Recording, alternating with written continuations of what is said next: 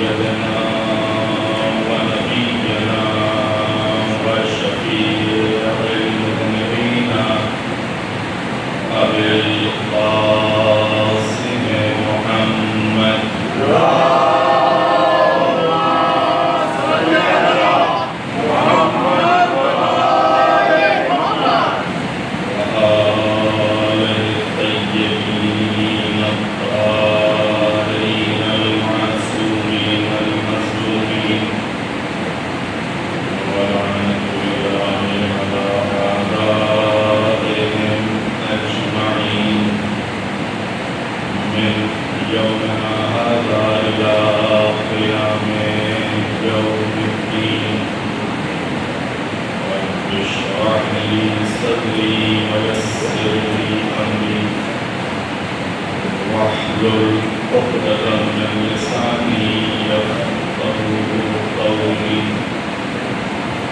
أما بعد فقد قال الله الحكيم في القرآن الكريم بسم الله الرحمن الرحيم لقد كان لكم في رسول الله أسوة حسنة صلوات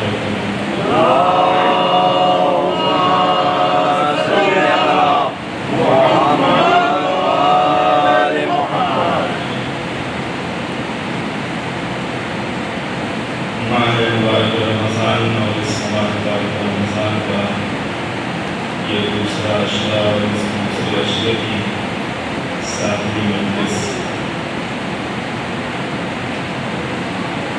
عقیدے اور ایمان کے ذیل میں گفتگو ہو رہی ہے اور کل کی مجلس میں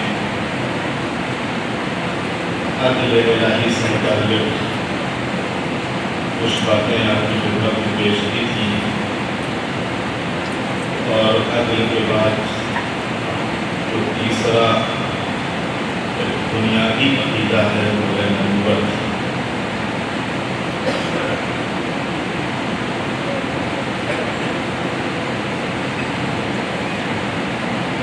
جناب آدم سے لے کے آخری مرتبہ تک یہ 1,24,000 انبیاء اور مرسلین کا شاندار سلسلہ ہے، اور جیسا کہ خود پروردگار عالم نے قرآن مجید میں ارشاد فرمایا کہ ہدایت کی ذمہ داری ہمارے ہاتھوں میں ہے اور دنیا اور آخرت کا اختیار ہمارے پاس ہے۔ ظاہر سی بات ہے کہ دنیا اور آخرت کا اختیار اسی کے پاس ہے، جو ہدایت کی ذمہ داری بھی اسی کے پاس ہونا چاہیے، اور اسی کے تحت پروردگار عالم نے 1,24,000 انبیاء، ان 1,00,000 انبیاء میں 313 رسول ہیں، اور ان 313 رسولوں میں 5 اولو العزم رسول ہیں، صاحب شریعت رسول۔ سوال یہ پیدا ہوتا ہے کہ ان انبیاء کے آنے کا مقصد اور ہدف کیا ہے؟ کیوں پروردگار عالم نے انبیاء کو بھیجا؟ جب اللہ نے انسان کو عقل دی تھی، شعور دیا تھا، تمیز کی تھی، تو اس عقل کے باوجود کیا ضرورت تھی کہ کوئی اس کو بتائے اور سمجھائے اور دکھائے؟ عزیزان محترم، اس سلسلے میں صرف مقدمے کے طور پر آپ کی خدمت میں کر رہا ہوں کہ یقیناً انسان کو اللہ کی عقل دی ہے، اور اسی عقل کی بنیاد پر انسان کو اشرف المخلوقات قرار دیا ہے، لیکن اس عقل اور علم کے باوجود اگر اس عقل اور علم کی صحیح رہنمائی نہ ہو تو دوسری طرف بھٹکنے کے اور بھٹکنے کے اور گمراہ ہونے کے راستے بہت ہیں۔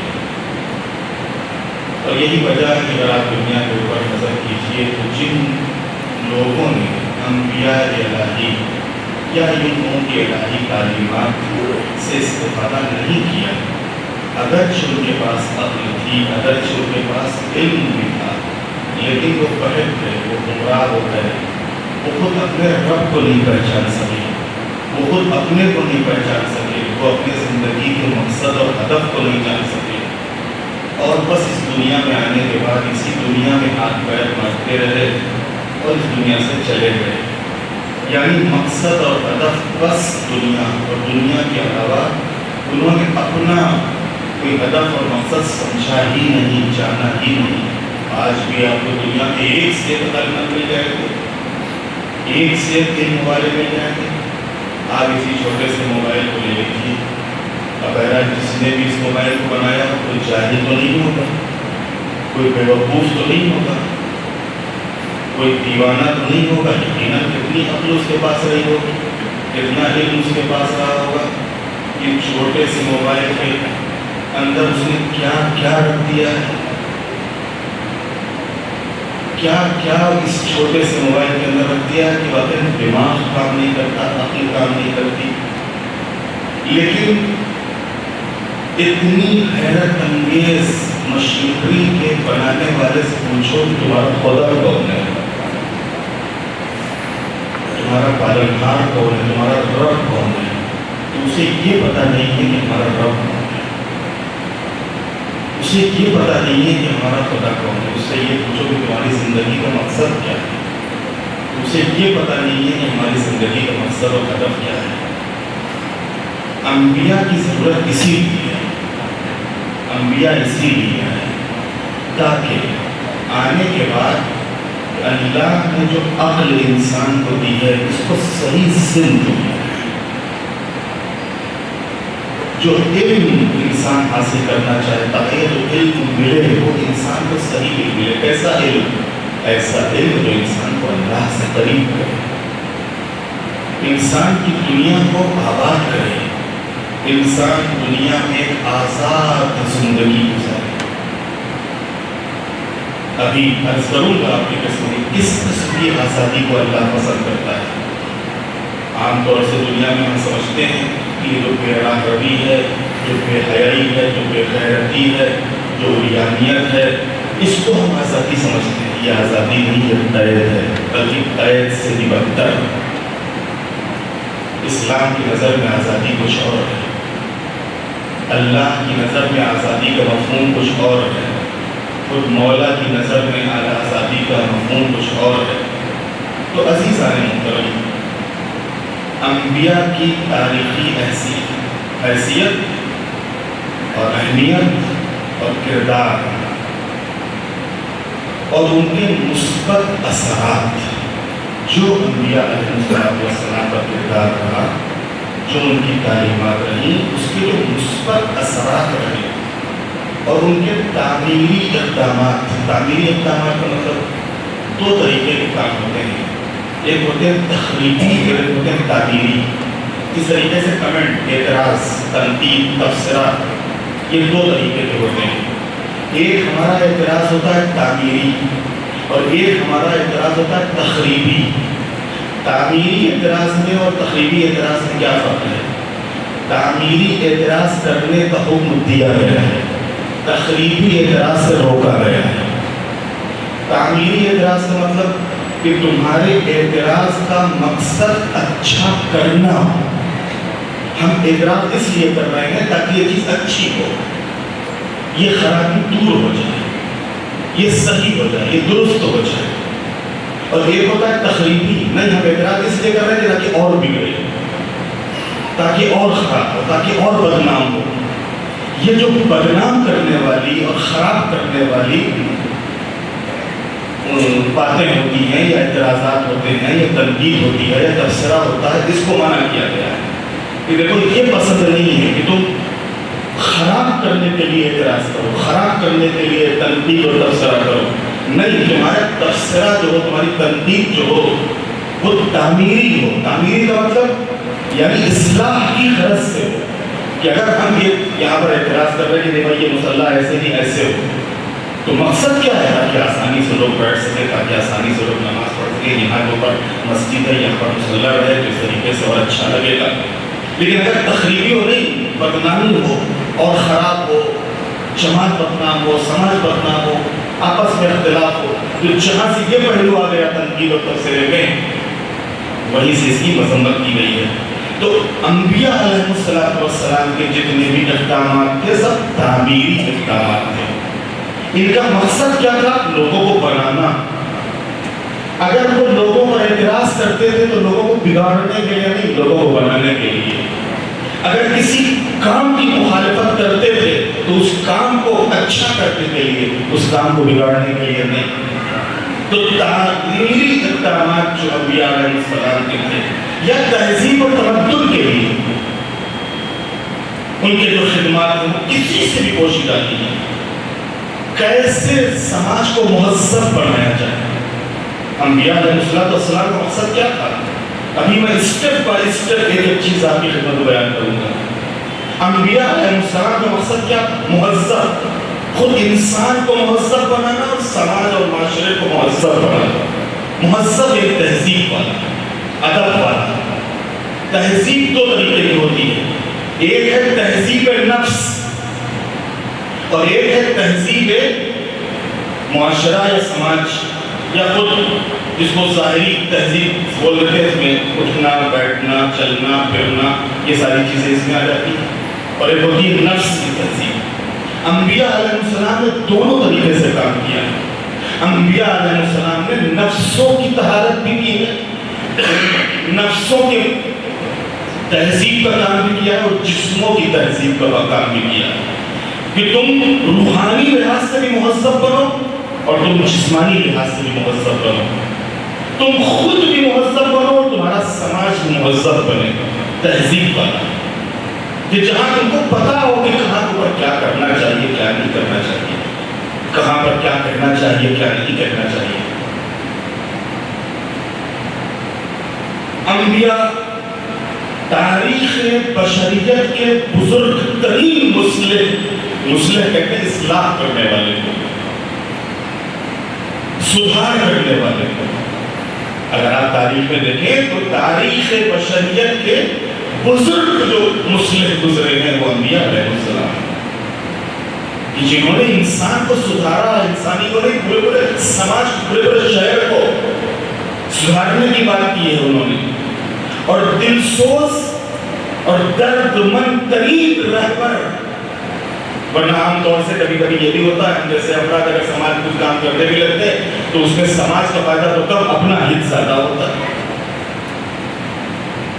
کہ لوگ ہم کو پہچان لیں، لوگ ہمارا ادب کرنے لگے، لوگ ہمارا احترام کرنے لگے، لوگ ہم سے واقف ہو جائیں، لوگ ہم کو سلام کریں، لوگ ہم کو کلام کریں. لیکن انبیاء علیہ السلام نہیں، وہ اس بات کے لیے کام نہیں کرتے تھے، سدھار نہیں کرتے تھے، اصلاح نہیں کرتے تھے، بلکہ ان کے اندر خود انسانیت کا اور سماج کا درد تھا. وہ درد ان سے کہتا تھا کہ نہیں کہو، وہ درد ان سے کہتا تھا کہ نہیں کرو، وہ درد ان سے کہتا تھا کھڑے ہو جاؤ، وہ درد ان سے کہتا تھا کہ بولو. اگر ہم نہیں بول رہے تو اس کا مطلب ہمارے اندر درد نہیں ہے.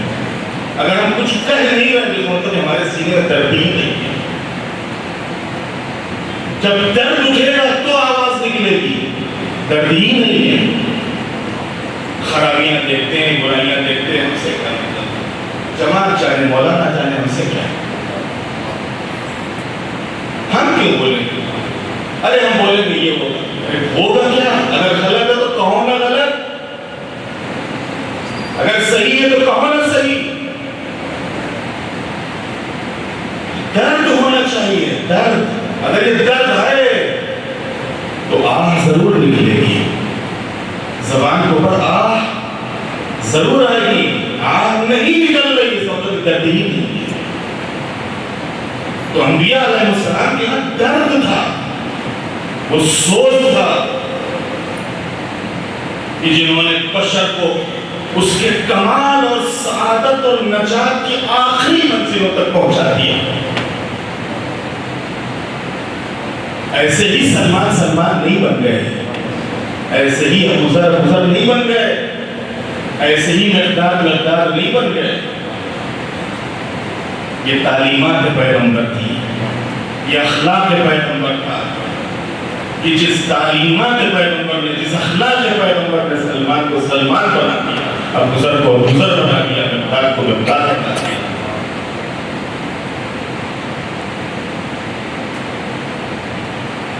انبیاء نے ہزاروں مسائل اور ہزاروں مشکلات کا سامنا کیا ہے. اب انبیاء کی تاریخ تک ہو رہا ہے، موضوع ہو رہا ہے، وشے ہے انبیاء علیہ السلام کی تاریخ، تاریخ انبیاء، انبیاء کا اتہاس. یہ پوری موضوع ہے، اللہ کا موضوع ہے.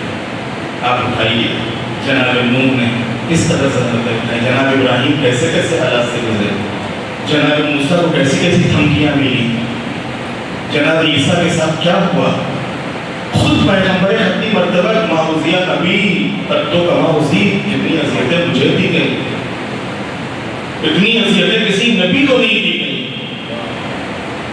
لیکن ان اذیتوں کے باوجود اور ان آزار رسانیوں کے باوجود ہمیشہ خندہ پیشانی، کبھی دیوریوں پر بل نہیں پڑا، ہنس کے گزر جاتے تھے، مسکرا کے گزر جاتے تھے، نہایت کی متانت اور سنجیدگی کے ساتھ جواب دے دیتے تھے. واقعہ اگر یہ چیزیں ہم جیسوں کے اندر پیدا ہو جائیں، نہایت کی متانت اور سنجیدگی کے ساتھ گزر جاتے تھے. کیسی کیسی باتیں سننے کو ملتی تھی، کیسے کیسے اعتراض ہوتے تھے، کیسے کیسی تہمتیں لگتی تھی، کیسے کیسے الزامات لگائے جاتے تھے. مصائب اور آلام کو برداشت کیا اور اسی کے ساتھ ساتھ اپنی امتوں کی اذیتوں اور آزار رسانیوں کو بھی سہا. ایک تو وہ طبقہ ہوتا ہے کہ جو بھائی ہمارا ہے ہی نہیں، چلو بھائی وہ نہیں ہے، وہ کچھ کہہ رہا ہے تو برداشت ہو جاتا ہے، یہ تو اپنے کلمہ پڑھا اور پھر بھی ہمارے خلاف اور کہہ رہے نہیں ایسا نہیں ویسا ہو، ویسا نہیں ایسا. تکلیف یہاں ہوتی ہے. انبیاء علیہ السلام کو تو یہ بھی سہنا پڑا اور یہ بھی برداشت کرنا پڑا. جناب موسیٰ جن کو نجات دلا رہے ہیں، دریا پار کرا رہے ہیں، فرعون جیسے خدا سے بچا رہے ہیں اور اس خدا وحدہ لا شریک کی عبادت کی دعوت دے رہے ہیں، وہی بدبخت دریا پار کرنے کے بعد جس وقت بتوں کو دیکھتے کہتے ہیں موسیٰ ہمارے لیے بھی ایسے ہی بت بنا دو. کیا گزری ہوگی جناب موسیٰ کے اوپر. نبی خدا رسول خدا جنہوں نے نجات دلائی پوری قوم کو، اور وہی قوم کہے موسیٰ ہمارے لیے ایسے ہی بت بناؤ، ہمارے لیے ایسے ہی خدا بنا دو. تو ایک تو وہ کہ جو سامنے سے جو مخالف ہے وہ تو نہیں ہے، اور جن کو ہم نجات دلا رہے ہیں، جن کی ہدایت کے اوپر کام کر رہے ہیں، اور وہی اس قسم کی باتیں کر رہے ہیں. اور اس تاریخ اور اس طرح تاریخ اور معاشرے میں ایک عظیم بدلاؤ اور ایک عظیم انقلاب لانے میں کامیاب ہوئے ہیں.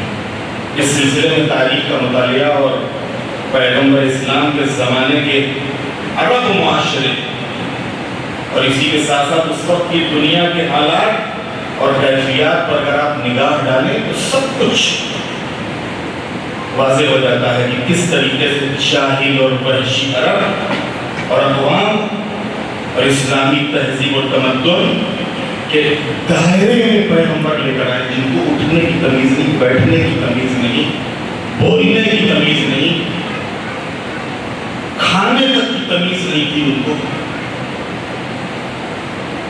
اکثریت ان کی قذاق تھی، راستوں میں بیٹھ جاتے تھے، راستے نکلنے والوں کو پریشان کرتے تھے، ان کا مال و دولت لوٹ لیتے تھے. لڑکیاں ہوتی کہ ان کے چہرے کا رنگ اتر جاتا تھا، لے جا کے زندہ دفن کر دیتے تھے. ایسے ماحول کو بدلنا آسان ہے. کیا کمال کیا ہے پیغمبر نے واقعی، کیا معجزہ دکھایا ہے. اگرچہ معجزے سے نہیں کیا یہ سب معجزے سے نہیں کیا، کہ معجزے سے کر دیا ہو. ہاں وہ الگ بات ہے کہ اگر کوئی اس بات کو پکڑ لیا کہ اگر نبی سچے نبی ہیں تو اپنی نبوت کی تصدیق کے لیے ہمیں یہ دکھائیے کہ آپ نبی پیغمبر نے کہا ایمان لے آؤ کہ وہاں لے آئے نتیجے دکھائے دیتے. وہ الگ چیز ہے, معجزہ دکھانا, معجزہ نما تھے. لیکن سماج کو معجزے سے نہیں بدلا, تعلیم اور تربیت سے بدلا ہے. تعلیم اور تربیت سے سماج کو بدلا ہے. سماج میں انقلاب معجزے سے نہیں لائے, سماج میں انقلاب تعلیم اور تربیت سے لے کر آئے. صلوات پڑھتے ہیں محمد علیہ.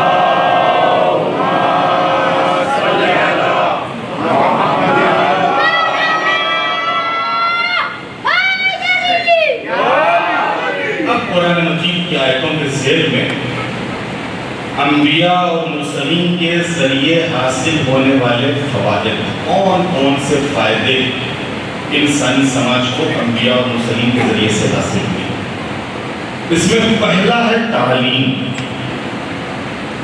تعلیم انبیاء کی پہلی اور اہم ذمہ داری اپنی امت کے لیے تعلیم کی فراہمی, ان کو ایک مہذب قوم بنانا, ان کو تعلیم دینا, ان کی تربیت کرنا. تعلیم کا تعلق خالی لکھنے پڑھنے سے نہیں ہے. ایک چیز اور توجہ رکھیے گا, ہم سمجھتے ہیں کہ جو لکھنا جانتا ہو, پڑھنا جانتا ہو, وہی بس تعلیم والا ہے اور وہی جانکار ہے اور وہی پڑھا لکھا ہے, اور باقی اگر وہ پڑھنا یا لکھنا نہیں جانتا ہے تو وہ جاہل ہے. اگر وہ پڑھنا نہیں جانتا اور لکھنا نہیں جانتا تو وہ جاہل ہے. عزیزوں میں کہیں اور کی بات نہیں کرتا, میں اپنے سماج کی بات کرتا ہوں. ان 24-25 سالوں میں ہمارے سامنے نہ جانے کتنے بزرگ ایسے گزرے ہیں اسی بھاونگر میں جو نہ تو پڑھنا جانتے تھے نہ لکھنا جانتے تھے, لیکن اچھوں سے اچھے تھے.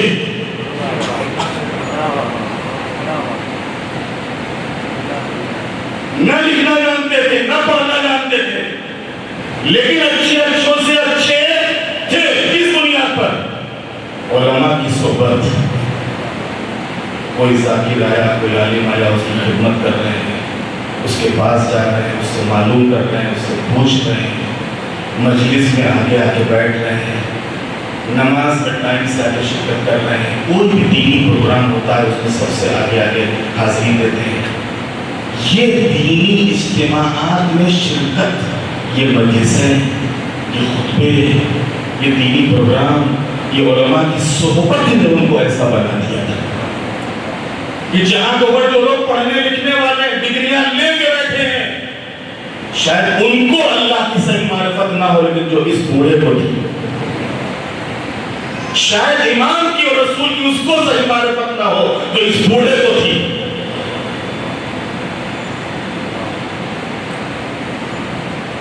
کس بنیاد پر؟ معلوم ہے کہ تعلیم کا تعلق لکھنے اور پڑھنے سے نہیں ہے.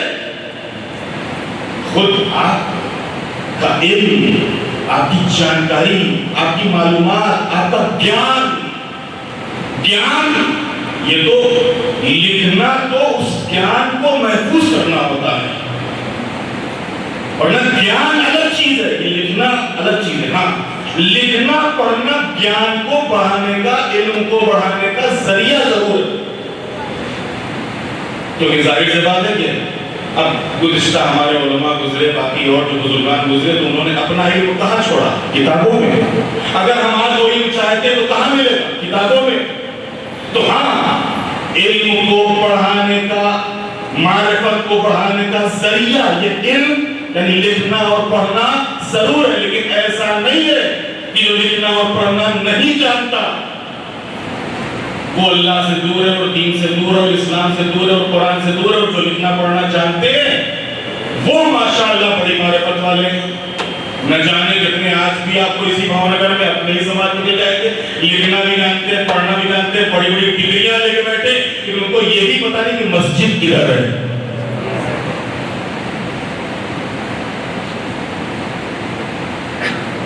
ان کو یہ بھی پتا نہیں کہ امام باڑہ کہاں ہے.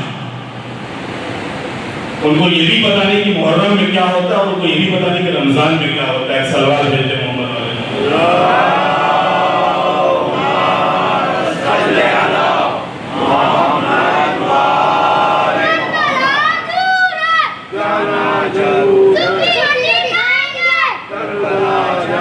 تو انبیاء علیہ السلام کی پہلی اور اہم ذمہ داری اپنی امت کے لیے تعلیم کی فراہمی،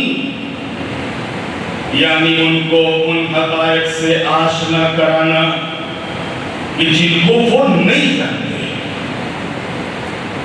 جن حقیقتوں کو لوگ نہیں جانتے ان حقیقتوں کو بیان کرنا، ان کو بتانا، ان کو سمجھانا، ان کے ذہنوں میں بٹھانا، ان کے دلوں میں اتارنا.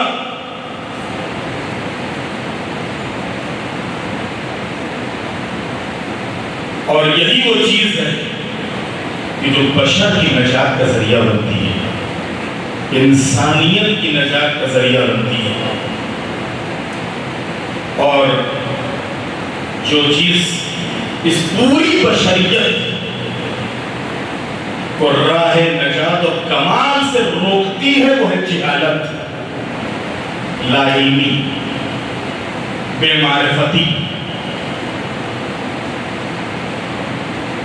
پروردگار عالم قرآن مجید کے سورہ بقرہ 129 نمبر کی آیت ارشاد ہو رہا ہے کہ ربنا وابعث فیہم رسولا منہم یتلو علیہم آیاتک ویعلمہم الکتاب والحکمہ ویزکیہم انک انت العزیز الحکیم. پروردگار ان کے درمیان ایک رسول کو مبعوث فرما جو ان کے سامنے تیری آیتوں کی تلاوت کرے، انہیں کتاب اور حکمت کی تعلیم دے اور ان کے نفسوں کو پاک کرے. بے شک تو صاحب عزت اور صاحب حکمت ہے. یہ قرآن مجید کی آپ کو آیتوں کا ایک حصہ مل جائے گا جس میں تعلیم کے اوپر زور دی گئی. انبیاء کے مبعوث ہونے کے اہم مقاصد اور اہداف میں سے ایک اہم ہدف اور مقصد تعلیم اور تربیت. اسی طریقے سے سورہ بقرہ کے 151 نمبر کی آیت کما ارسلنا فیکم رسولا منکم یتلو علیکم آیاتنا ویزکیکم ویعلمکم الکتاب والحکمہ ویعلمکم ما لم تکونوا تعلمون.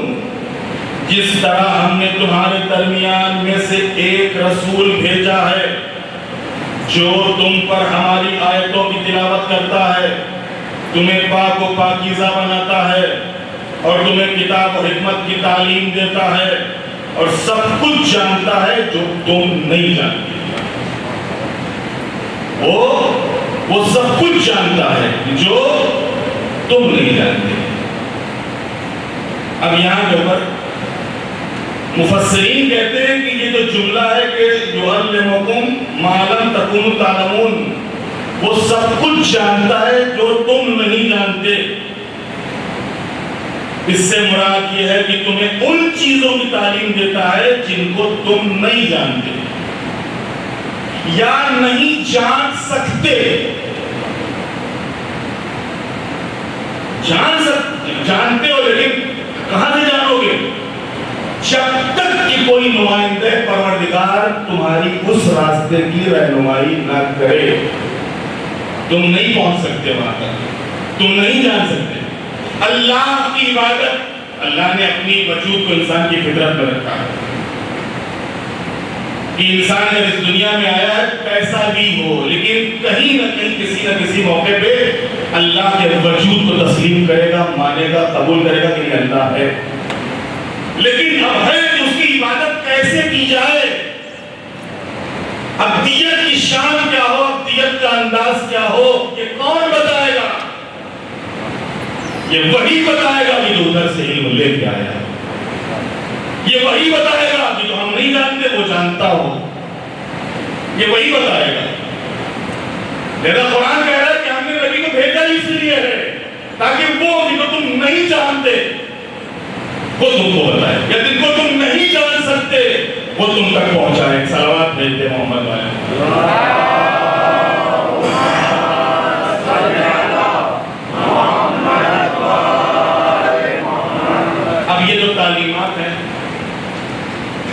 تعلیمات کے دو حصے ہیں. ایسے حقائق کہ جن کا علم بشر کی دسترس سے مکمل طور پر خارج ہے، انسان وہاں تک پہنچ ہی نہیں سکتا. تعلیمات کا ایک حصہ وہ ہے کہ جہاں تک بشر کی رسائی ہے نہیں. ہماری ایک حد ہے، ایک لمٹ ہے، اور اس حد اور لمٹ کے باہر ہم نہیں جا سکتے ہیں. انسان کتنی ہی کوشش کر لے لیکن اپنی حس اور عقل کے ذریعے بھی وہاں تک نہیں پہنچ سکتا ہے. یہ ایک حصہ ہوا. دوسرا حصہ ان تعلیمات کا ہے اور ایسے حقائق کہ عقل انسانی جن کا ادراک کر سکتی ہے، جن کو ہم محسوس کر سکتے ہیں، جن کو ہم درک کر سکتے ہیں، لیکن ان تک دسترس یعنی ان تک ان کا حاصل کرنا برسہ برس اور صدیوں کی کوشش اور علمی تجربے کے نتیجے میں حاصل ہوتا ہے. آپ کہیں گے کوئی مثال ہے اس کی؟ بالکل ہے مثال.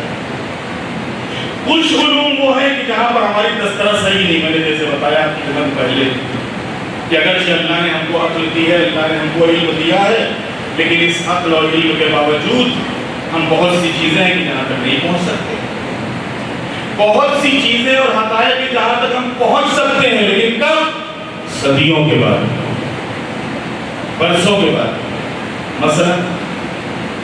مثلا شراب کے نقصانات.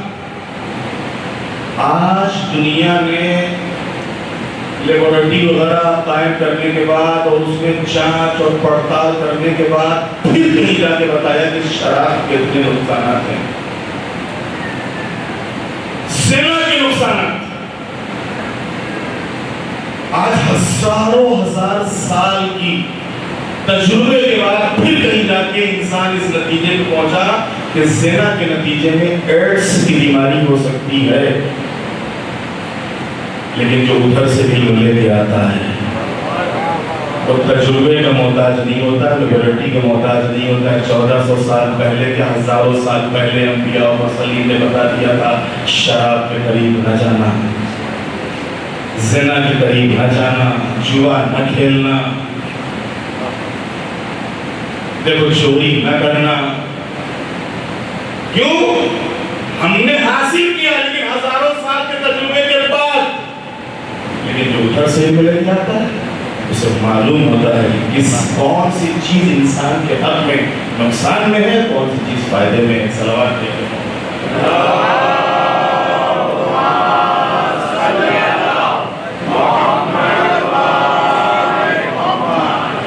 تو عزیزان محترم،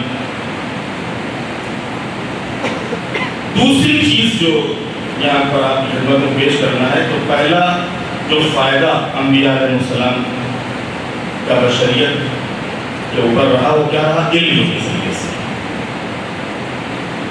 انبیاء اور مرسلین کے ذریعے حاصل ہونے والے فوائد میں پہلا فائدہ علم. دوسرا فائدہ اور وہ ہے تزکیہ نفس. یہ بہت بڑی چیز ہے، تزکیہ نفس. انبیاء الہی وہ پاک اور پاکیزہ اور نیک افراد ہیں جن میں تمام نیک صفات پائی جاتی ہیں، اور اسی کے ساتھ ساتھ جتنی بری عادتیں اور جتنے قبیح صفتیں ہیں ان تمام صفتوں سے وہ پاک ہے. انبیاء کیونکہ بذات خود عدالت، صداقت، طہارت، شجاعت، فیاضی اور امانت وغیرہ جیسی صفتوں کا مجسم نمونہ ہوتے ہیں. مجسم نمونہ. اگر آپ کو عدالت دیکھنا ہے تو نبی کو دیکھو، اگر آپ کو طہارت دیکھنا ہے تو نبی کو دیکھو، صداقت دیکھنا ہے تو نبی کو دیکھو، اگر فیاضی دیکھنا ہے تو نبی کو دیکھو. تو خود مجسم نمونہ ہے یہ ان تمام چیزوں کا.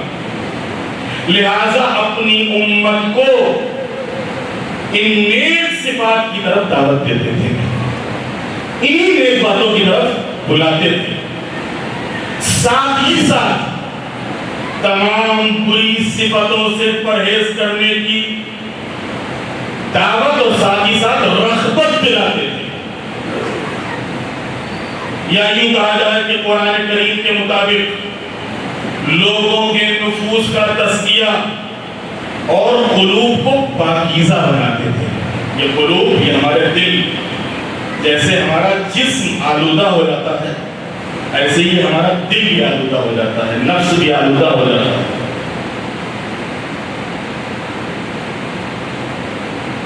جسم جب آلودہ ہوتا ہے تو مختلف قسم کی بیماریوں کا شکار ہو جاتا ہے۔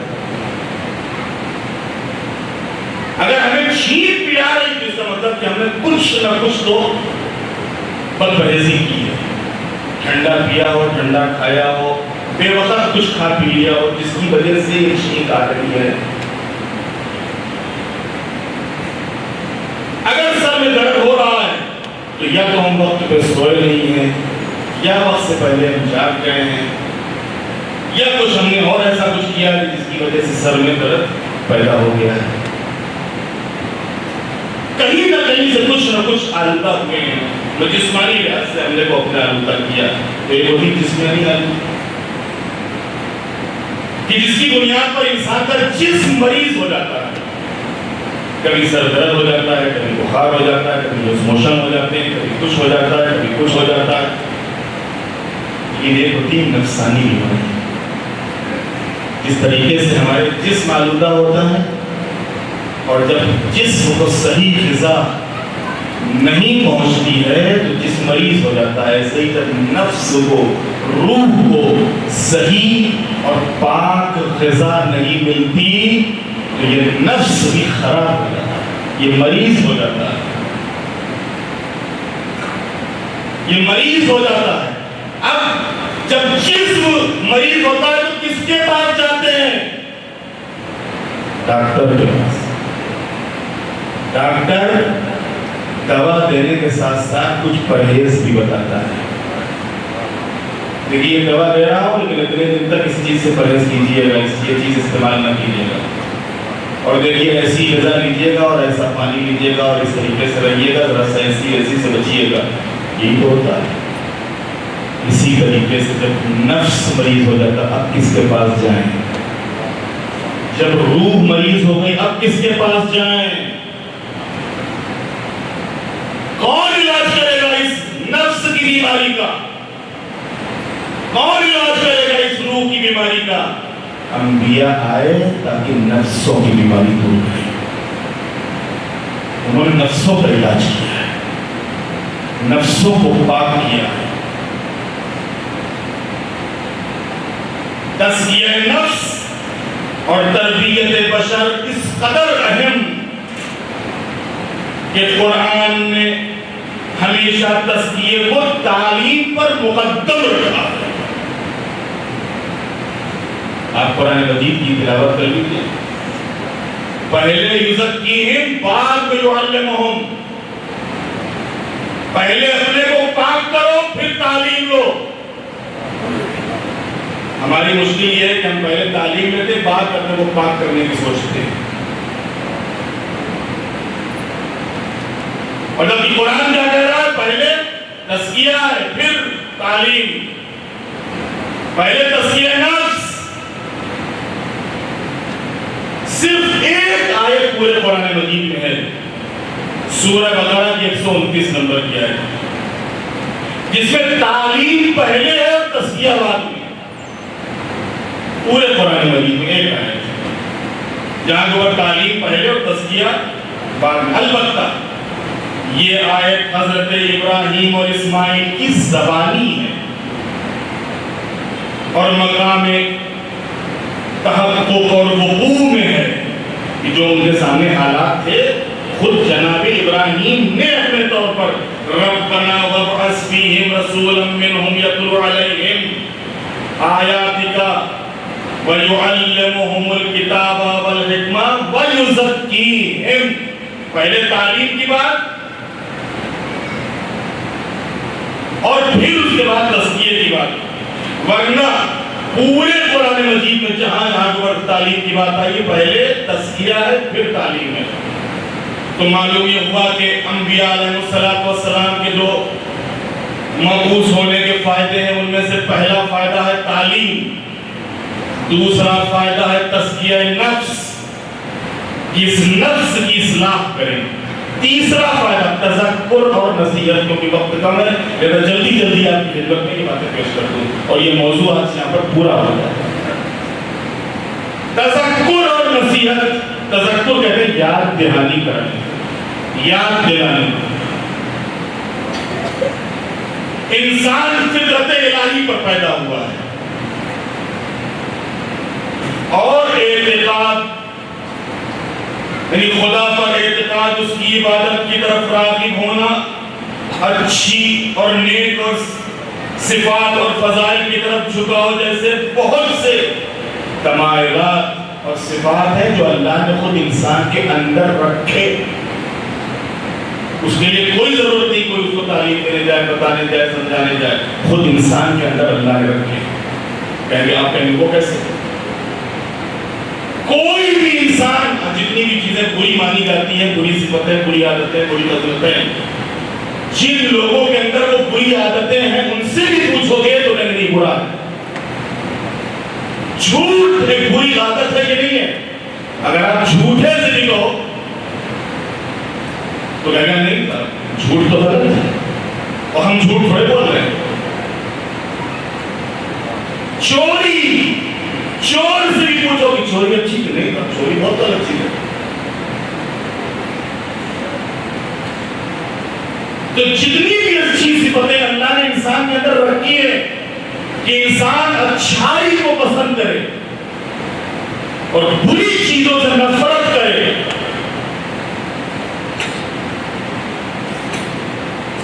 جو اور ان وہ باتیں جو انسان کو نجات اور کمال کی طرف لے جا سکتی ہیں. لیکن ہوتا کیا ہے؟ اگرچہ اللہ نے اچھائیوں کو انسان کے وجود میں رکھا ہے، برائیوں سے نفرت انسان کے وجود میں قرار دی ہے، لیکن انسان ہوا اور ہوس، حب دنیا اور مادی لذتوں کی طرف رغبت اور اسی طریقے سے اپنی ذات کی طرف سے غفلت کی بنا پر اپنی اس فطرت کو غبار آلود کر لیتا ہے.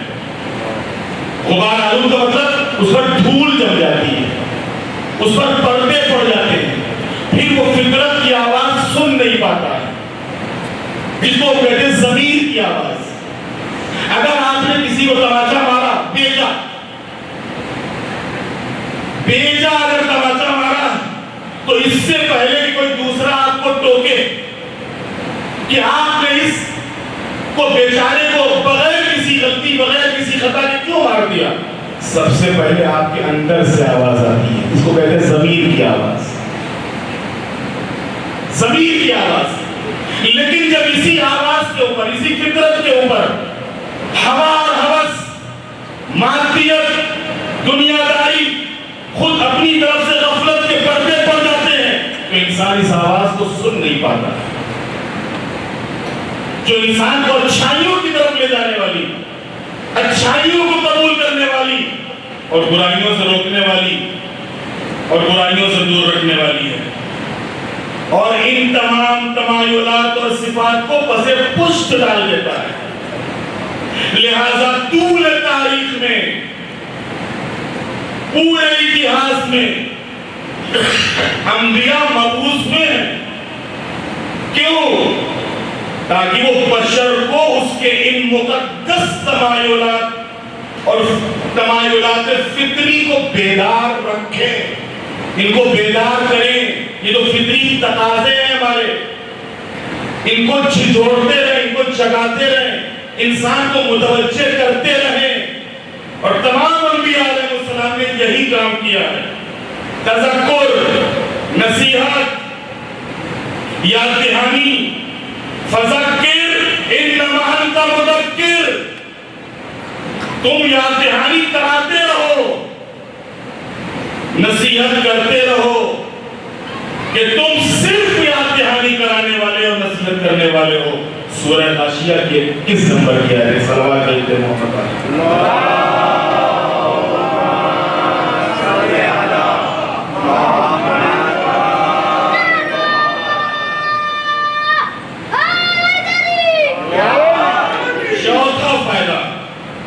انبیاء کے مبعوث ہونے کا وہ ہے غلامی اور قید سے نجات. میں نے شروع میں آپ کی خدمت میں عرض کیا تھا کہ آج دنیا آزادی کس چیز کو سمجھ رہی ہے؟ عریانیت کو، بے حیائی کو، بے غیرتی کو. اس کو انسان آزادی سمجھ رہا ہے. اسلام آیا تھا غلامی اور قید سے آزادی دلانے کے لیے. کون سی غلامی تھی اور کس غلامی سے آزادی دلانے کے لیے آیا تھا؟ انبیاء علیہ السلام نے انسان کی مختلف قسم کی آزادی میں اہم کردار ادا کیا. انسان خالی جسموں کا اسیر نہیں ہوتا ہے،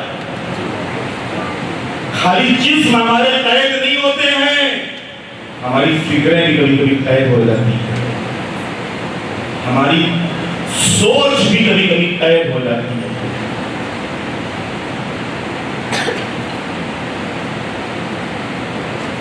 انہوں نے جہاں ایک طرف بشر کو بادشاہوں اور سلطنتوں کی شکل میں مادی قدرتوں کی قید سے آزادی دلائی ہے، وہیں دوسری طرف اس کو ہوا اور ہوس، شہوت پرستی، مادیت اور حب دنیا جیسی زنجیروں سے آزاد کروایا. یہ ہے اہم. اور اس قید سے نکالنا ان جسموں کی آزادی اور رہائی سے زیادہ مشکل ہے.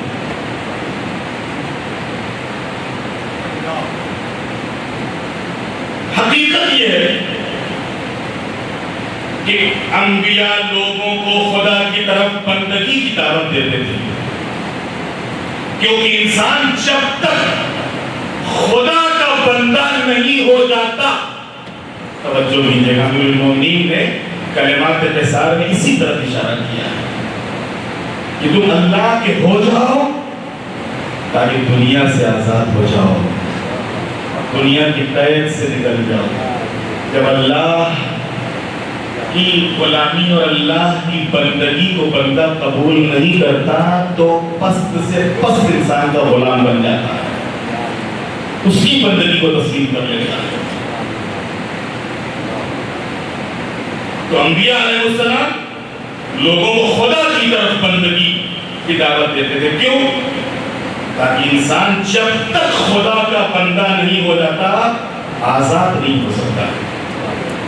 اگر کوئی شخص بندگی خدا کو اختیار نہ کرے تو ہمیشہ ہمیشہ کے لیے اسے ہر لمحہ ادھر سے ادھر اور ادھر سے ادھر یہ دنیا کھینچتی رہتی ہے، یہ انسان کھینچتا رہتا ہے.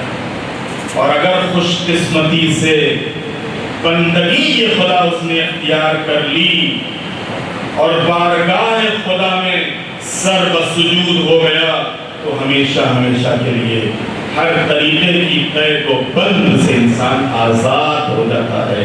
اسی لیے امیر المومنین نے فرمایا ہے اے انسان، جب اللہ نے تجھ کو آزاد پیدا کیا ہے تو تو غلاموں کی طریقے سے دنیا میں زندگی کیوں گزارتا ہے؟ ایک صلوات بھیجئے محمد والے محمد.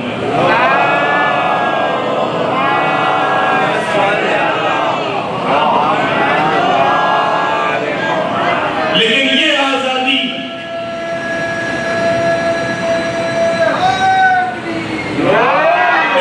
آزادی اسی وقت انسان کو ملے گی کہ جب انسان اللہ کا ہو کے رہ جائے. اگر ہم نے ان کو بڑا ان کو بڑا، یہ صاحب وہ صاحب، ان کے سامنے ان کے سامنے، تو اگر لوگوں کو دیکھتے رہے اور اللہ کو بڑا نہ سمجھا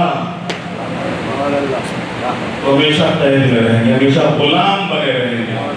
اگر ہم اپنے کو غلامی سے آزادی دلانا چاہتے ہیں تو اگر ہم نے کہا اللہ اکبر تو اللہ ہی کو بڑا مانو بس.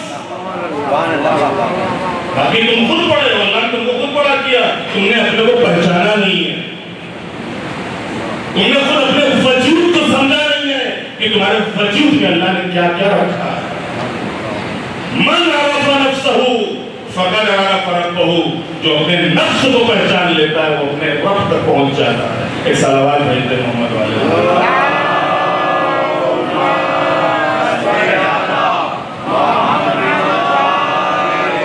آخری چیز اور وہ ہے عدالت اجتماعی. عدالت اجتماعی کیا ہے؟ ایک ہوتی ہے ویکتیگت انسان کا عدل اور انصاف والا ہونا، اور ایک ہوتا ہے پورے سماج کو اس کی طرف لانا، اس سماج میں انصاف قائم ہو، سماج میں عدالت قائم ہو. انبیاء کے اہداف میں سے، انبیاء کے مقاصد میں سے ایک ہدف معاشرے میں عدل اور انصاف کی برقراری ہے. قرآن واضح طور پر عدالت اجتماعی برقرار کرنے کو انبیاء کا اہم ہدف اور ان کی ایک بڑی ذمہ داری قرار دے رہا ہے. لَقَدْ أَرْسَلْنَا رُسُلَنَا بِالْبَيِّنَاتِ وَأَنزَلْنَا مَعَهُمُ الْكِتَابَ وَالْمِيزَانَ لِيَقُومَ النَّاسُ بِالْقِسْطِ. سورہ حدید 25 نمبر کی آیت. بے شک ہم نے رسولوں کو واضح دلائل کے ساتھ بھیجا اور ان کے ساتھ کتاب اور میزان کو نازل کیا تاکہ لوگ انصاف کے ساتھ قیام کریں، انصاف کے لیے کھڑے ہو جائیں، قیام کریں. اگر کسی کو انصاف نہیں مل رہا ہے، کسی کے ساتھ ناانصافی ہو رہی ہے، سماج بے راہ روی کی طرف جا رہا ہے، نوجوان اور جوان بے راہ روی کا شکار ہو رہے ہیں، تو ہم نے انبیاء کو بھیجا اسی لیے تھا. لہذا اگر تم انبیاء علیہ السلام کی تعلیمات پر عمل کرنے والے ہو تو ضروری ہے کہ ان چیزوں کے لیے کھڑے ہو جاؤ. یہ قرآن تو معلوم یہ ہوا کہ اجتماعی عدالت، اجتماعی انصاف، سب کو انصاف دلانا، ہر ایک کے ساتھ انصاف ہونا. معاف کیجیے گا، ایک یہاں کے اوپر اور پوائنٹ رہ گیا اور میں چاہتا ہوں اسے بھی پورا کر دوں، شاید 5 منٹ بس نہایت کی معذرت کے ساتھ، تاکہ ہمارا یہ موضوع آج پورا ہو جائے. اور وہ ہے نمونہ عمل. نمونہ عمل. کتنی چیزیں آپ کی خدمت میں پیش کی. پہلی چیز جو انبیاء کے فوائد میں سے رہی وہ ہے علم. دوسرا جو انبیاء علیہ السلام کا فائدہ ہے وہ تزکیہ نفس. تیسرا جو انبیاء علیہ السلام کا فائدہ ہے وہ تذکر اور نصیحت. چوتھا جو فائدہ ہے وہ ہے غلامی اور قید سے نجات. پانچواں جو فائدہ ہے انبیاء کا وہ عدالت اجتماعی. اور ان چھٹا اور آخری ہے نمونہ عمل. آج تمام ماہرین نفسیات اس بات پر متفق ہیں کہ کس نمونہ عمل کا وجود افراد اور معاشرے کی تربیت میں ایک اہم کردار ادا کرتا ہے. جو بھی نفسیاتی اور مانسک گیان رکھنے والے ہیں، علم رکھنے والے ہیں، سائیکالوجی جو اس کے ماہرین ہیں، آپ ان سے پوچھئے کہ بہرحال سماج کے اوپر کتنا اثر پڑتا ہے اگر کوئی سماج کی تربیت میں ایک اہم کردار ہوتا ہے نمونے کا، آئیڈیل کا، کہ ہمارے سامنے کوئی ایک اچھا نمونہ ہو، آئیڈیل ہو، تاکہ اس کی پیروی کر کے ہم اسی کی طرف چلیں. زیادہ تر انسان بڑوں کو آئیڈیل مانتا ہے. توجہ کیجیے گا، زیادہ تر انسان دولت مندوں کو آئیڈیل مانتا ہے. اسی وجہ سے روایتوں میں ہے کہ جس قوم کے بڑے خراب ہوں گے وہ پوری قوم خراب ہوگی.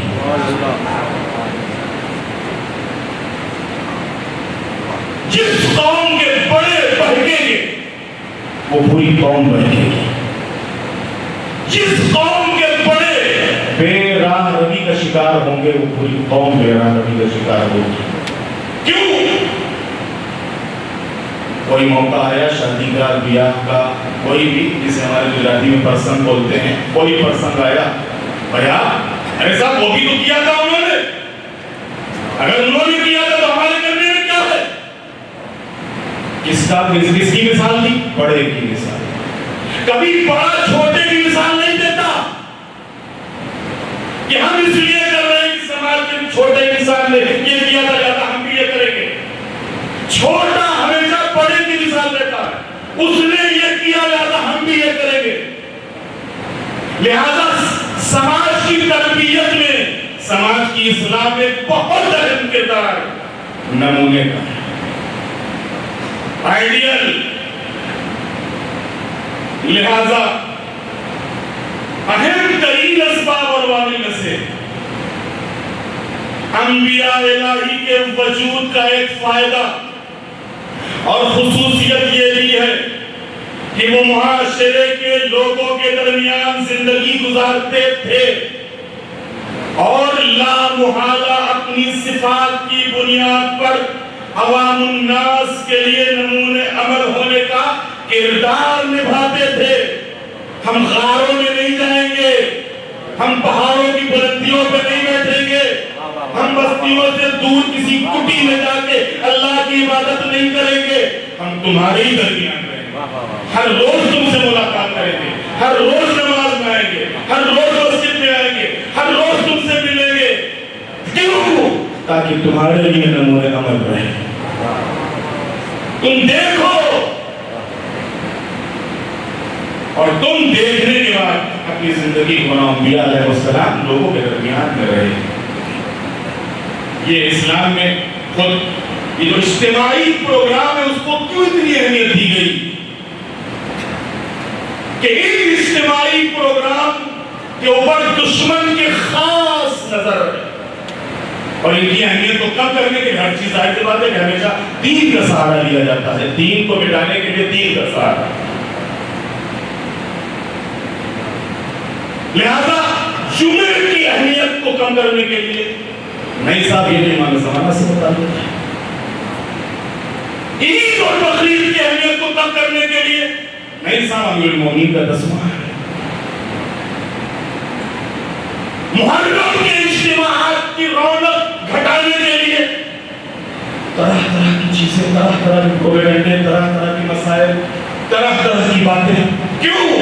تاکہ یہ چیز اجتماع ہے، جو سماج جو ایک مرکز کے اوپر آ رہا ہے، ایک جگہ کے اوپر جمع ہو رہا ہے، یہ ایک جگہ پر جمع ہونے نہ پائے، یہ ایک مرکز پہ رہنے نہ پائے. یہ ایک مرکز پہ ہوگا تو ظاہر سی بات ہے سب ایک دوسرے سے ملیں گے، ایک دوسرے کو دیکھیں گے، ایک دوسرے سے بات کریں گے، ایک دوسرے سے ہم کلام ہوں گے، ایک دوسرے کو جانے پہچانیں گے، ایک دوسرے کی مشکل کو سمجھیں گے. یہی تو فائدے بتائے گے. جماعت کا فائدہ کیا ہے؟ جمعے کا فائدہ کیا ہے؟ عید بقرعید کا فائدہ کیا ہے؟ یہ جو حج رکھا گیا تھا افسوس کے ساتھ کہنا پڑ رہا ہے کہ حقیقت میں آج اسے صرف ایک رسمی عبادت بنا دیا گیا. ورنہ حج کا مقصد کیا تھا کہ دنیا بھر کے مسلمان ایک ہی وقت میں مکے میں جمع ہو جائیں. حج کرنا ہے کبھی بھی جا کے احرام پہن کے عمرے کی طریقے سے، کبھی بھی جا کے ہم صفا اور مروہ اور مینا میں جا کے حج مکمل کر سکتے تھے. لیکن یہ مخصوص تاریخوں میں کیوں، مخصوص دنوں میں کیوں، مخصوص جگہ پہ کیوں؟ مقصد ہی یہی تھا، اجتماع. اسلام کی عزت کو بڑھانا، اسلام کی شان کو بڑھانا. یہی وہ چیز ہے جو دشمن کی نظر میں کھٹکتی ہے. جب دیکھتے ہیں دنیا میں کہ اتنا پروپیگنڈا کرنے کے باوجود کسی بھی مذہب اور کسی دھرم میں ایک پوائنٹ کے اوپر ایک وقت میں ایک ساتھ اس طریقے سے ڈسپلین کے ساتھ کوئی عبادت نظر نہیں آتی جس طریقے سے مسلمانوں میں ہوتی ہے. اس ڈسپلین کے ساتھ امام نے کہا اللہ اکبر، 1,00,000 آدمی کھڑا ہوا جیسے اللہ اکبر پیچھے تک سب نے اللہ اکبر. امام رکوع میں 1,00,000 آدمی، امام سجدے میں 1,00,000 آدمی سجدے. تو عزیزان محترم، پیغمبران نے بس میں نے بات کو سمیٹ لیا. انبیاء علیہ السلام کے آنے کا مقصد اور ہدف وَيُزَكِّيهِمْ وَيُعَلِّمُهُمُ الْكِتَابَ وَالْحِكْمَةَ. اب ظاہر سی بات ہے انبیاء کے آنے کا مقصد یہ تھا تو ائمہ کی تعلیمات کا مقصد انہی تعلیمات کو آگے بڑھانا. ائمہ علیہ السلام نے انہی انبیاء کی تعلیمات کو آگے بڑھایا ہے اور لوگوں کو انہی تعلیمات انبیاء سے آشنا کرایا۔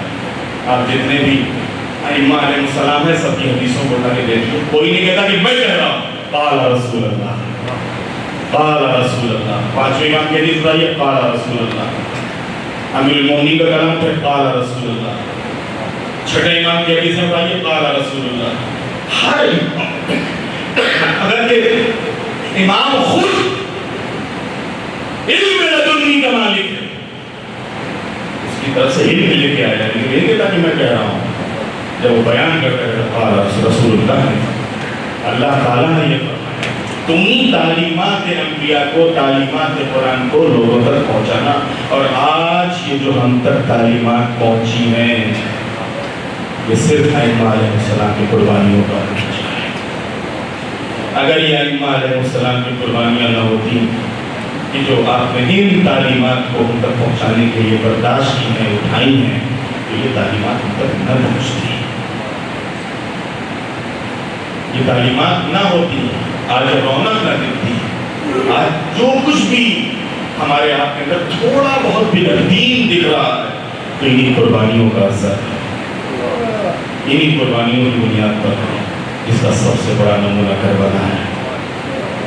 کربلا میں امام آئے گی اسی لیے تھے، کربلا کے میدان میں امام کی قربانیوں کا مقصد ہی یہی تھا کہ بشریت کو، انسانیت کو نجات مل جائے۔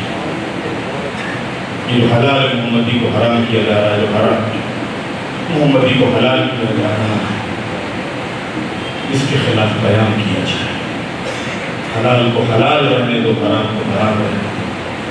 اور اس سلسلے میں امام نے سارے مسئلے، ساری سختیاں، ساری تکلیفیں، بھوک بھی ہے، پیاس بھی ہے، اصحاب اور انصار کی لاشیں اور ان کی لاشوں کو اٹھانا بھی ہے، سب کچھ ہونا چاہیے۔ اور صرف یہی نہیں بلکہ گود کے پلوں کے قربانی، سلسلے وار مسائل آپ کی خدمت میں بیان ہو رہی ہے۔ اولاد کا مسئلہ بڑا سخت مسئلہ ہوتا ہے۔ کربلا میں جس وقت امام کے سامنے یہ مسئلہ آیا ہے تو حقیقت میں 18 کے 18 سب امام ہی کے تھے۔ جس طرف سے دیکھیے امام سے رابطہ ہے، جس طرف سے بھی دیکھیے امام حسین ہی سے لگے ہوئے ہیں، چاہے وہ علی اکبر ہوں، چاہے قاسم ہوں، چاہے وہ محمد ہوں، چاہے عباس ہوں، چاہے جناب عباس کے دوسرے بھائی ہوں، سب۔ اور جب کوئی نہ رہا اور امام میدان کربلا میں آواز دے رہے تھے، یا ابطال الصفا ویا فرسان الحجاج، میرے پیش شجاعت کے شعروں، تمہیں کیا ہو گیا ہے؟ تمہیں حسین پکار رہا ہے، تو حسین کی آواز پر لبیک ہے۔ شہداء کی لاشیں تڑپ اٹھے، آواز آئی آقا، موت نے مجبور کر دیا ہے۔ عزادارو، کہتے کربلا کے میدان میں امام نے 3 آوازیں دی، 3 آوازیں دی کربلا کے میدان میں۔ امام حملہ کرتے جاتے تھے، اور جب فوجوں کو دور تک بھگا آتے تو پھر شہداء کی لاشوں کے درمیان آ کے کھڑے ہو جاتے تھے، اور کھڑے ہونے کے بعد آواز دیتے تھے، یا عباس آؤ، 3 دن کے بھوکے پیاسے نہیں چلتے تھے۔ جب فوجوں کو دور تک بھگا آتے گھنٹے شہیدہ میں آ کے آواز بیٹا علی اکبر، تم نے چند کرتے کرتے پانی مانگ لیا تھا، اور دیکھو ہمارا بابا کس طریقے سے لڑا۔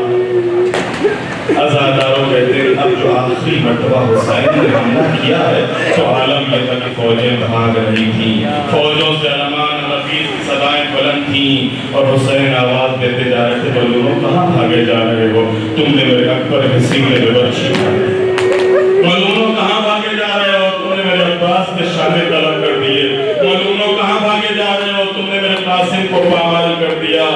عزاداروں اسی درمیان آواز آئی، حسین بس، شجاعت کے جوہر دکھا چکے، ذرا صبر کا مظاہرہ کرو۔ عزاداروں امام نے تلوار کو نیام میں رکھا، راکب دوش رسول زین فرس سے زمین کربلا کو آ رہا ہے۔ یہ منظر در خیمہ پر کھڑا ہوا ایک بچہ دیکھ رہا تھا۔ بچے نے دیکھا کہ بابا چچا کبھی داہنی طرف کبھی بائیں طرف، ایک مرتبہ بچے کی نظروں سے امام اوجھل ہو گئے۔ جب زین کے اوپر امام نظر نہیں آئے، یہ بچہ خیمے کی طرف سے مقتل کی طرف دوڑا۔ جناب زینب کہتی ہے کہ میں نے چاہا کہ بچے کو روکوں، لیکن بچہ اتنی تیزی کے ساتھ پتھر کی طرف جا رہا تھا کہ بچے کا دامن میرے ہاتھ سے چھوٹ گیا اور بچہ ہائے چچا کہتا ہوا نشیب پہ وہاں پہنچ گیا کہ جہاں پر حسین نشیب پہ پڑے ہوئے تھے۔ عزاداروں جیسے امام کی نظر بچے پہ پڑی، آواز دی میرے لال عبداللہ تم کہاں؟ عزاداروں یہ کہہ کے مرتبہ اپنے ہاتھوں کو امام نے بچے کی طرف پڑھایا، بچے نے امام کی طرف پڑھایا۔ ایک ظالم نے ایسا وار کیا کہ بچے کے دونوں شانے قلم ہو گئے۔ امام نے پڑھ کے اس بچے کو سینے سے لگایا، ابھی سینے سے لگایا ہی تھا کہ تیر آ کے بچے کی پیشانی پر لگا۔ امام نے تیر کو نکالا، خون کا فوارہ چھوٹا، بچے نے امام کے ہاتھوں پر دم توڑ دیا۔ امام نے زمین کو دیکھا، آسمان کی طرف نظروں کو اٹھایا، اے میرے لال عبداللہ، صبح سے لے کے عصر تک حسین نے لاشوں پر لاشیں اٹھائے، لیکن معاف کر دینا، تیرا لاشا کیسے حسین خیمے میں لے جائے؟